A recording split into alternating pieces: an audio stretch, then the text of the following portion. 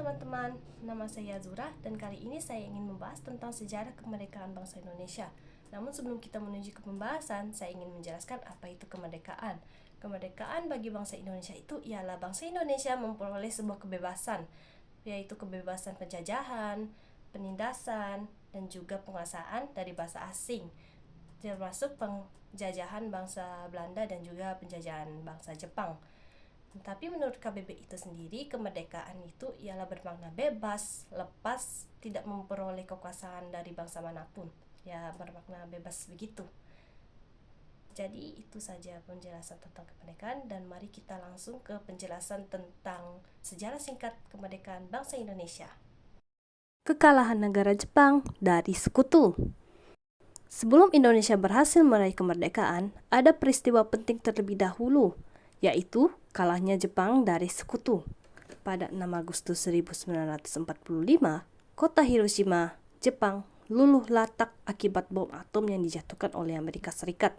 3 hari berselang, tepatnya pada 9 Agustus 1945, Amerika Serikat kembali menjatuhkan serangan bom atom di kota Nagasaki di negara Jepang. Hanya dalam waktu singkat, kedua bom atom ini berhasil menewaskan ratusan ribu orang di Hiroshima dan Nagasaki.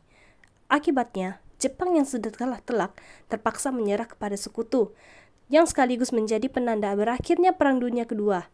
Jepang pun berusaha agar berita kekalahan mereka tidak terdengar oleh rakyat Indonesia.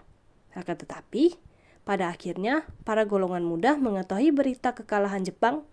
Mereka segera mendesak Soekarno dan Hatta agar memproklamasikan kemerdekaan Indonesia.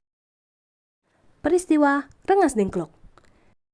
Peristiwa Rengas Dengklok terjadi pada 16 Agustus 1945 saat sekelompok pemuda Indonesia termasuk Sukarni dan Wikana menculik Soekarno dan Muhammad Hatta ke Rengas Dengklok, sebuah kota kecil di Jawa Barat.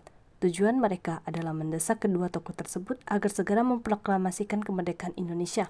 Para pemuda khawatir bahwa Jepang yang sedang kalah dalam Perang Dunia Kedua akan menghambat upaya kemerdekaan Indonesia. Perumusan dan pembacaan teks proklamasi kemerdekaan.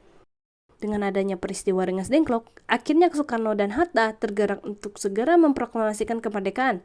Rapat perumusan teks proklamasi pun digelar di rumah Laksamana Tadashi Hamaida pada tanggal yang sama, dihadiri oleh beberapa anggota golongan muda.